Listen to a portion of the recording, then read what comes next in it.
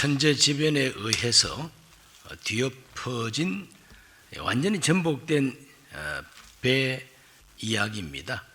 그 안에서 어떻게 구조를 받았는가 하는 그 과정을 가지고 영화를 이렇게 만들었는데, 이 영화는 1978년에 상영이 됐어요. 1978년, 아주 오래됐지요. 포세이돈이라고 하는 이 호화 여객선이 뉴욕을 출발해서 아테네로 가는 도중 그 바다 밑에서 진도 7 대지진이 일어난 겁니다. 그 지진 여파로 일어난 쓰나미, 한 30m가 되는 그 거대한 쓰나미가 양 이 배를 덮친 겁니다. 그래서 그 쓰나미를 도무지 뚫지 못하고 배가 뒤집어져 버린 거예요. 승객이 한 300여 명이 타고 있었다 이럽니다.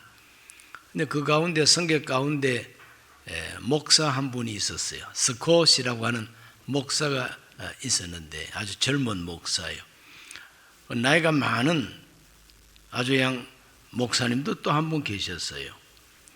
그런데 배가 뒤집어졌으니 자, 어떻게 하면 좋을까?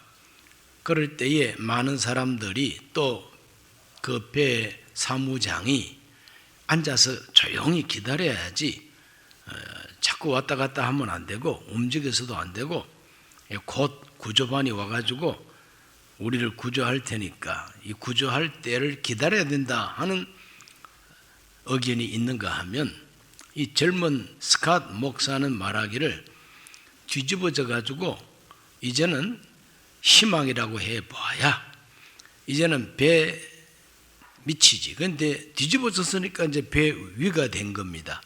위로 올라가서 배 밑바닥은 가장 얇은 철판으로 되어 있기 때문에 구조반이 오더라도 거리로 오지 어떻게 물밑으로 구조하러 올 수 있겠느냐. 올라가자. 그래서 이 스캇 목사의 말을 옳다고 여기고 7명이 따라 나서게 이제 됩니다. 이 크리스마스 트리를 탁 이렇게 이제 기대 놓고 이제 올라간 거예요. 그 늙은 목사님 보고 묻습니다. 목사님도 나랑 같이 올라가자고. 그랬더니 여기에 있는 사람들, 이 사람들을 위해서 나는 기도하고 나는 하나님이 여기에 남아있는 이 사람들을 구원해 주시기를 기다리겠다고 그럽니다. 그러니까 이 영화의 큰 주제가 뭐냐 하면은 뒤집어진 이 배 안에서 구원해 줄 때를 기다리는 것이 옳은 태도냐, 아니면은 살아나기 위해서 최선을 다해서 올라가는 것이 그게 바로 올바른 태도냐, 이걸 가지고 옥신각신하게 되는 거예요. 그런데 젊은 목사를 따라서 올라간 이 사람들 참 천신만고 고생하면서 드디어 배 미치죠. 그러니까 이제 뒤집어졌으니까 이제 배 지붕이 된 거죠. 그 가장 밑바닥에 기관실로 들어가기 위해서는 마지막 문을 열어야 되는데 뜨거운 전기가 지나가는 파이프가 파열이 돼가지고 뜨거운 수증기가 막 나오기 때문에 그 문을 열고 못 들어가는 거예요. 그럴 때에 이 젊은 목사가 그 파이프를 밸브를 잠그기 위해서 점프해가지고 뛰어가지고 마지막으로 막 부르짖는 소리가 참 아주 기가 막힌 소리예요. 하나님을 향해서 막 그냥 외치는 것입니다. 얼마나 많은 사람이 죽어야 됩니까? 이런 식으로 이제 외쳐요. 얼마나 많은 사람이 죽어야 됩니까? 그동안에 우리를 도와준 게 뭡니까? 하고 하나님께 막 항의합니다. 아무것도 도와주지 아니한 하나님이라고. 제발 막지 말고 방해하지나 마세요. 하나님을 향해서 방해하지 말라고 막 외칩니다.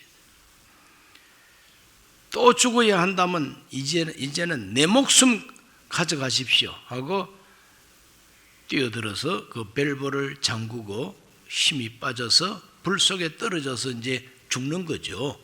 순교하는 것 같은 이제 그런 모습인 것입니다. 이렇게 하나님을 향해서 막 외치고 절규하고 떨어집니다. 남아있는 사람들은 이제 밸브를 열고 이제 기관실로 올라간 거예요. 그리고 막 두들깁니다. 막 두들겨요. 두들겼더니 바로 헬리콥터를 타고 구조하러 온 사람들이 용접기를 가지고 그 배 밑바닥을, 지붕이 되어 있는 그 밑바닥을 뚫은 거예요. 그래서 다 올라가서 헬리콥터를 타고 이제 구조를 받고 날아가는 게 끝장면이에요. 그러니 짧은 5분 안에 여러분 영화 한 편을 다 감상하신 거예요. 영화 한 편을 다 감상하신 거예요. 저는 이제 목사 천년 때에, 아직까지 목사가 되지 못했을 때 1978년이니까 이제 갓 신학교를 이제 졸업하고 개척하는 시대였습니다. 그럴 때 이 영화를 아주 인상 깊게 봤어요. 그때는 아직까지 우리나라가 유신 정권 하에 있었습니다. 그 유신 정권 하에 있었을 때 신학적인 갈등이 있었어요. 그 신학적인 갈등이 무엇이냐? 이 영화처럼 뒤집어진 세상이에요. 지금 뒤집어진 세상과 같은 이 유신 정권 하에서 막 한거를 하고 민주화를 위해서 목숨 걸고 거리에 나가서 최루탄 가스를 마시면서 데모하고 한거하는 것이 옳으냐, 아니면은 하나님께서 잘 해결해 주실 때를 가만히 기다리는 것이 옳으냐, 이걸 가지고 신학생들끼리도 막 논쟁을 하고 목사들끼리 모이면은 논쟁을 하고 그랬습니다. 어떻게 하면 좋을까? 가만히 있어야 그게 바른 태도인가? 아니면 뭔가 행동을 해야 올바른 태도인가? 이렇게 갈등을 하고 스스로도 갈등하고 다른 사람하고도 막 시비를 하고 막 이럴 때였습니다. 그러나 역사 속에 보면은 생활 속에 이 갈등이 생활 속에 적용된 사례들이 있습니다. 제일 첫 번째는 3.1 운동입니다. 우리 한국 기독교가 3.1 운동에 참여했습니다. 민족 대표 33명 중에서 16명이 크리스찬이에요. 그 크리스찬 16명 가운데 주로 목사, 장로들이었습니다. 이렇게 참여를 했는데, 선교사님 가운데 스코필드 목사님이라고 하는 선교사가 있었는데, 이 선교사님이 3.1 운동하는 그 장면을 사진으로 찍고 제암리에서 일본 군들이 무참하게 학살했던 그 비참한 그 현장도 사진을 찍고 해가지고 해외 언론에다가 호소를 하고 일본의 만행을 고발을 하고 3.1 운동할 때 낭독했던 독립선언서, 이걸 갖다가 영어로 번역을 해가지고 미국으로 보내고 외국 언론에 보내고 했던 그런 분입니다. 그래서 이 스코필드 목사님을 가리켜서 민족 대표 34번째 인물이라고 평가합니다. 33인이 아니라 34인이었다. 그리고 외국인으로서 우리나라 국립현충원에 안장된 분이 이분이 유일합니다. 어떻게 외국인을 우리나라 국립현충원에 안장을 했을까요? 또 건국 훈장까지 받았어요. 그거는 3.1 운동 때에 깊이 개입을 하고 누구보다도 용감하게 이와 같이 개입을 해서 3.1 운동을 온 세상에 알린 공적을 인정을 했기 때문에 그런 것입니다. 바로 이와 같은 태도가 역사가 흐르면서 박수를 받고 존경을 받고 참 잘했다고 평가를 받고 있지 않습니까? 그러므로 가만히 앉아있지 말고 뭔가 옳다고 하는 방향으로 행동을 하고 용감하게 뛰어들면은 그것이 바로 하나님이 더 기뻐하시는 뜻이라, 이렇게 이제 되는 것이죠. 그 다음 두 번째로는 독립운동에 동참한 것도 마찬가지입니다. 독립운동에 동참한 것. 언젠가 하나님이 이 나라에 해방 주시겠지, 언젠가 하나님이 때가 되면 이 나라를 다시 회복시켜 주시겠지, 이렇게만 생각하고 기도만 하고 다른 어떤 운동도 하지 않고 가만히 앉아 있는 것이 올바른 태도였느냐? 그건 아니라는 겁니다. 그래서 독립운동에 동참을 하고 또 어떻게 하든지 이 나라를 독립시키기 위해서 여러 가지 방면으로 노력을 한 사람들이 훌륭한 사람들이고 신앙생활을 더 바로 한 사람이라고 하는 것이 역사가 증명합니다. 이승만 초대 대통령도 외교 활동을 통해서 이 나라를 해방시키고 독립시키겠다고 운동했던 대표자입니다. 백범 김구 선생, 또 김규식 선생, 여운형, 안창호, 조만식, 이상재 선생 등등 기라성 같은 이 일제시대에 정말 참 위대한 민족 운동가들이, 독립운동가들이 거의가 다 크리스찬이에요. 크리스찬. 예수 믿는 사람들입니다. 이준 열사도 크리스찬입니다.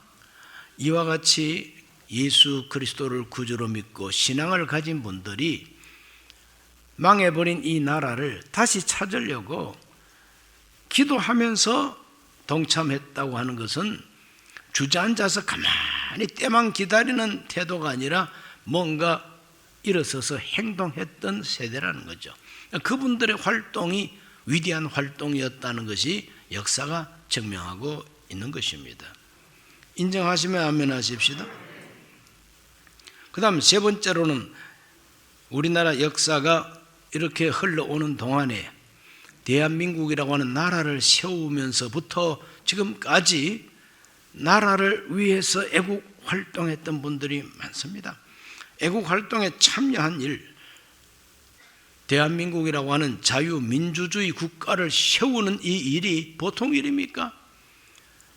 없던 나라, 망해버린 나라, 무주공산 같은 바로 여기에 대한민국이라고 하는 나라를 세우고 대한민국 여권을 만들 수 있고 세계와 교통할 수 있는 주권 국가를 세운다고 하는 게 이게 보통 일이냐 이거죠. 그러므로 대한민국이라고 하는 이 자유민주주의 국가를 세웠다는 이 자체가 위대한 일인데 여기에 기독교인들이, 교회가 적극 참여했다는 것입니다. 그래서 대한민국 헌법은 미국 헌법을 기초로 해가지고 기독교 정신이 포함되어 있는 헌법을 제정했는 겁니다. 그러므로 대한민국이라고 하는 이 나라를 건설할 때부터 기도로 출발한 국회고 또 기도로 출발하기까지 이 나라를 이렇게 세우기까지 활동했던 많은 애국자들 가운데 크리스찬들이 많습니다. 오늘 우리들은 이와 같은 위대한 믿음의 선조들, 선배들을 모시고 있는 교회들입니다. 이 나라 경제 발전을 위해서도 얼마나 함께 동참을 합니까? 이 나라 발전을 위해서 특별히 6.25 전쟁 때에 그 6.25 전쟁을 통해서 기독교 교회가 뭉치고 또 미국에 있는 기독교인들의 도움을 받고 그러면서 전쟁에 고아가 되거나 미망인이 되거나 정말 어려운 이 시절을 교회들이 앞장을 서서 백성들의 마음을 위로하고 어린아이 고아들을 키우고 이렇게 함으로써 나라를 안정시키고 발전시켜 오는 일에 교회가 앞섰다. 교회가 참여했다. 이것은 바로 하나님께 영광이 되는 공로가 아닐 수가 없죠. 민주화 운동도 마찬가지입니다. 나라의 경제를 발전시키기 위해서는 늘 이렇게 비능률적으로 서로가 정당끼리 싸우고 의견 일치를 보지 못하고 하는 이와 같은 구조를 가지고 오는 나라 경제를 일으킬 수가 없다. 그렇기 때문에 어느 정도 나라의 경제를 발전시키기까지는 독재할 수밖에 없다고 한 것이 바로 유신 정권입니다. 박정희 대통령이 유신을 단행을 해가지고 잔소리하지 마, 살고 보자, 잘 살고 보자, 어느 정도 경제적인 그 발전 수위를 올려놔야만이 민주주의도 가능한 것이다. 그때까지는 좀 자유를 국가에다가 좀 맡겨놓고 참아라. 이렇게 된 것이 이제 유신이에요. 그러나 원론적인 민주주의 이론을 가지고 이거는 민주주의가 아니지 않느냐. 그러므로 우리의 자유와 우리의 권리를 조금이라도 침범하지 말라. 이래 가지고 거리에서 데모를 하고 최루탄 가스를 마시고 민주화 운동 열심히 했던 분들도 많습니다. 그분들 가운데 또 목사들이 많아요. 기독교인들도 많습니다. 요즘 가만히 보면은 진보주의적 기독교 교단, 감리교라든지 또 기독교 장로회라든지 이와 같은 교단에 속한 신학생이나 목사님들이 유신 정권을 물러가라 하고 민주화 운동하는데 제일 앞장섰어요. 감옥에도 가고 용감하게 민주화 운동을 했습니다. 그럴 때 이제 이 보수주의자라고 하는 이 기독교 교회들은 유신 정권이라고 하는 걸 이해를 하고 나라 경제를 발전시키기까지는 우리가 좀 참아야 된다. 이 자유가 조금 억압되는 걸 참아야 된다. 그리고 오히려 유신 정권을 협조하고 기도했습니다.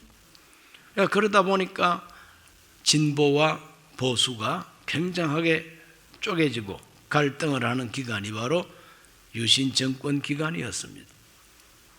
바로 그때 이 영화가 상영이 되어가지고 신학생들 간에도 데모하러 나가는 게 옳으냐 아니면은 기도하고 나라 경제 발전을 앞세워서 참는 게 옳으냐 시비가 분분했습니다.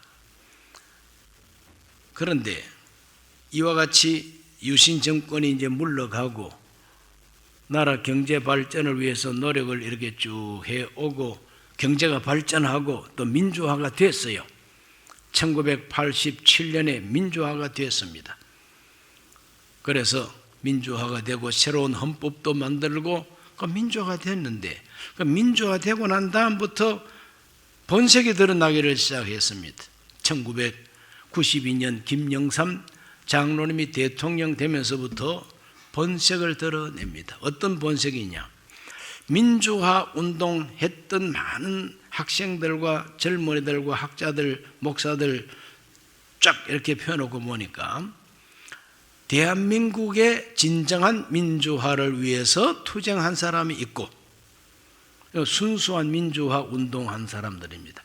대한민국을 민주화하겠다고 운동한 사람이 있고 민주화를 가장을 하고 들어와 가지고 민주화 부르짖으면서도 조선민주주의화를 꾀하고 운동한 사람들이 나타난 겁니다.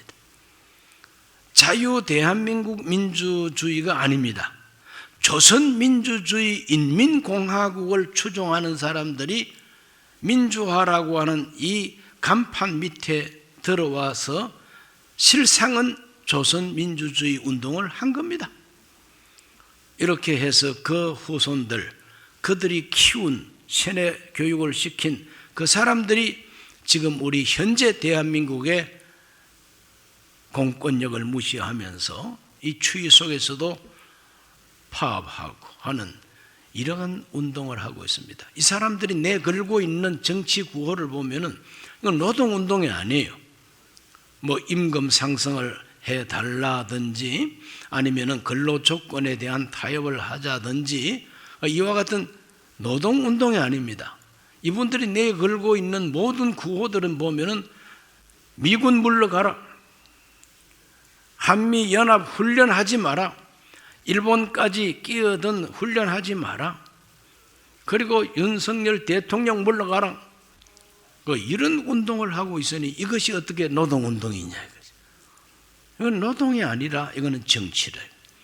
그러므로 노동조합을 만들었으면 노동운동을 해야 되는데 진정한 노동운동은 하지 아니하고 정치운동을 하면서 오히려 발전해야 할 대한민국을 뒤엎어버리려고 하는 이런 운동을 하고 있다고 하는 것을 이제는 많은 국민들이 눈치를 채고 이 사람들의 운동에 대해서 찬성하지 않는 분위기가 이제는 퍼지고 있습니다. 잘 된 거죠. 그러므로 오늘 우리들은 교회가 또 크리스찬들이 민주화 운동한 거 잘한 거예요. 민주화도 해야지. 경제 발전을 위해서 참고 기다리는 것도 그 나름대로 또 잘한 겁니다. 그래서 경제 발전도 했고 민주화도 이루었어요. 그런데 정신 차리고 보니까 이거는 자유민주주의가 아니라 조선민주주의 민주화 운동을 해온 사람들이 이제는 백일화에 드러나고 이제는 뭐 다 드러났습니다. 김정은이 앞에는 설설 기고 자기 나라 대통령 보고는 온갖 거짓말로 헐뜯고 이렇습니다. 그냥 이와 같은 시대를 우리가 맞이하면서 그러면 오늘 우리는 이런 시대에는 그러면 어떻게 해야 될 것인가?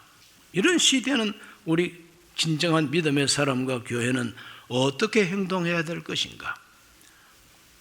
굿이나 보고 떡이나 먹자 하고 가만히 앉아가지고 기도만 하고 될 대로 되겠지, 이런 태도가 옳으냐 이거예요.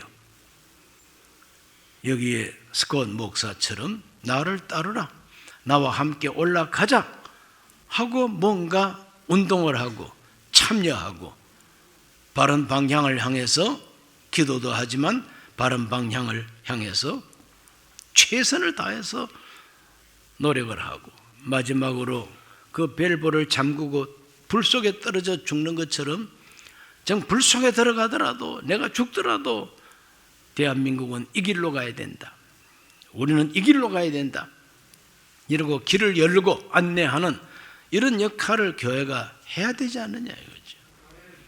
이런 것들을 생각하고 하나님이여 오늘 우리들은 어떻게 하면 좋겠습니까? 기도해야 됩니다.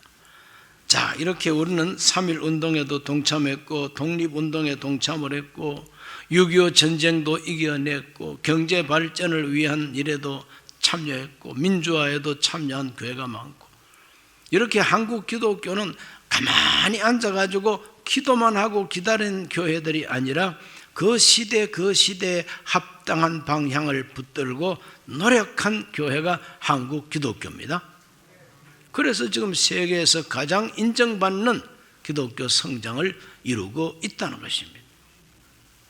네 번째로 이제 우리는 영적 신앙생활을 우리가 대입을 해서 오늘 우리는 어떻게 어느 방향으로 운동을 하고 어느 방향으로 우리가 노력을 해야 되느냐, 오늘 이 성경 본문이 가르쳐주는 대로 근신하라 깨어라 너희 대적 마귀가 우는 사자같이 두루다니며 삼킬 자를 찾나니 너희는 믿음을 굳건하게 하여 그를 대적하라.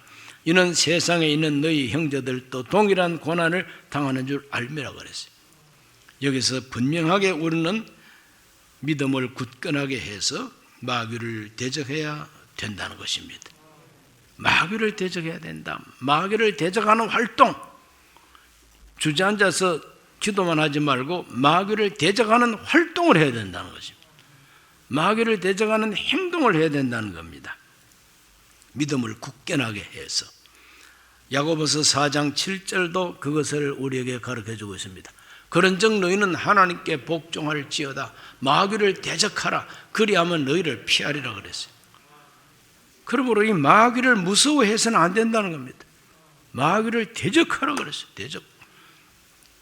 대적한다는 것은 맞짱 뜬다 이 말입니다. 맞짱 떠야 된다. 마귀를 무서워하고 두려워해서는 안 된다는 겁니다. 그러므로 마귀를 대적하라고 성경은 계속해서 가르쳐 줍니다.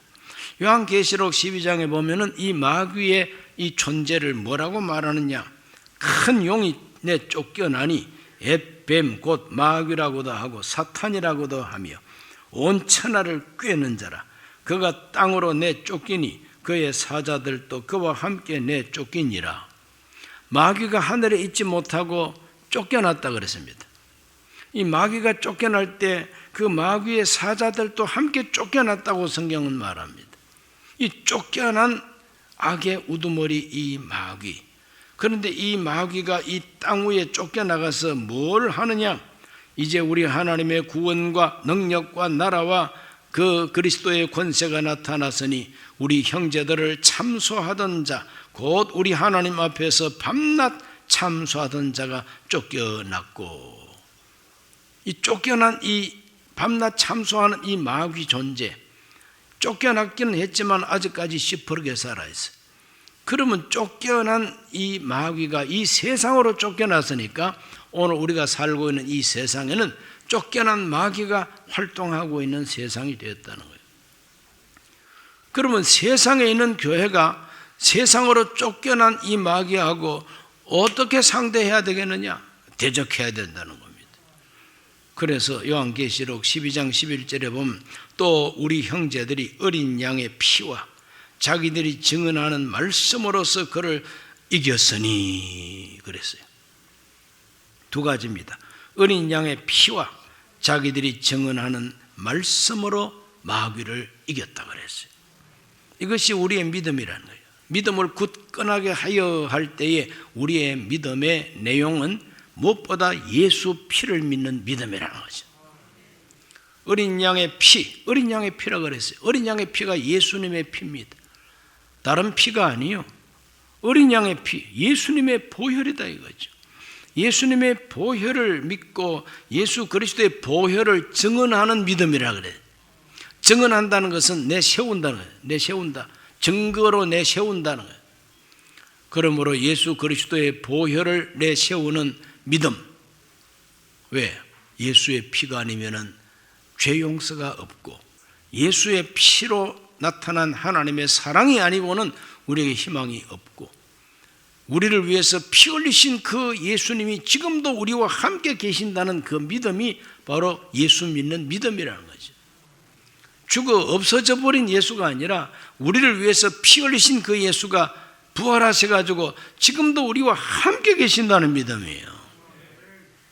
믿습니까? 그 믿음을 우리가 굳건하게 해야 된다는 겁니다. 어린 양의 피와 자기들이 증언하는 말씀으로서 말씀 진리입니다.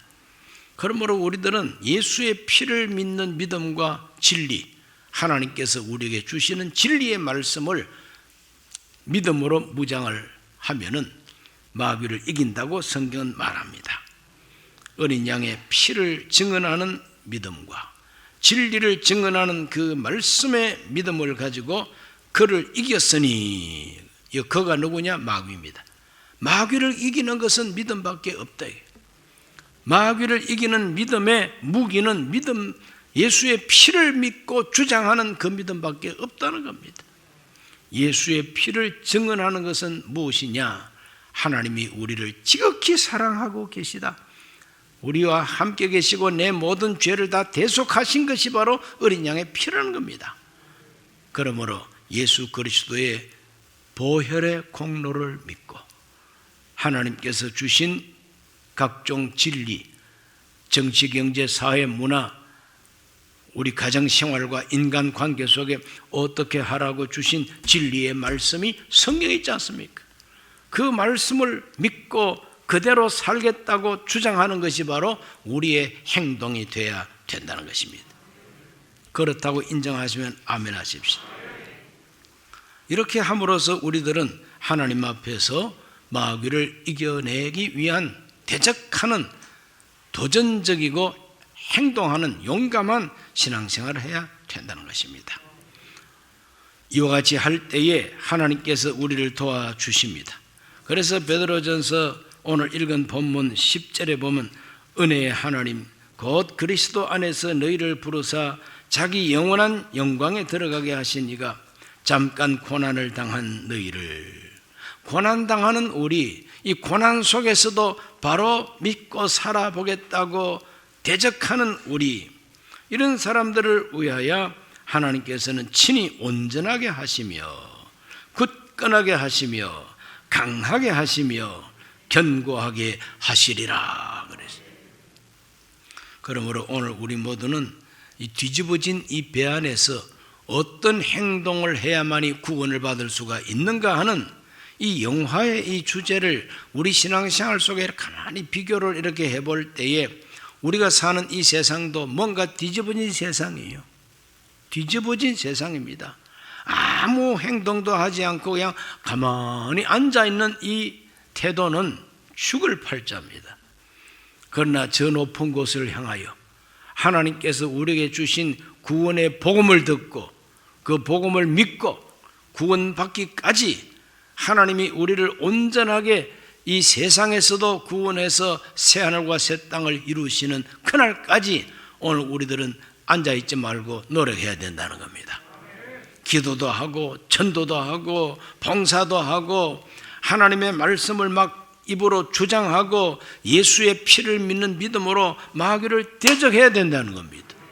이럴 때 하나님은 우리를 온전하게 구원하시고 생활 속에도 구원을 허락하여 주신다는 것입니다.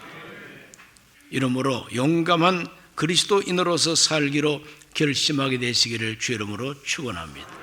기도합니다. 살아계신 아버지 하나님, 오늘 우리들은 마귀를 대적하라고 가르친 베드로의 가르침을 받았습니다.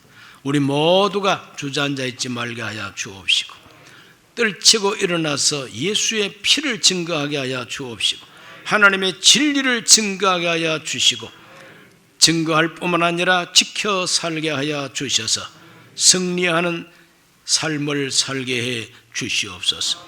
예수님 이름으로 기도하옵나이다.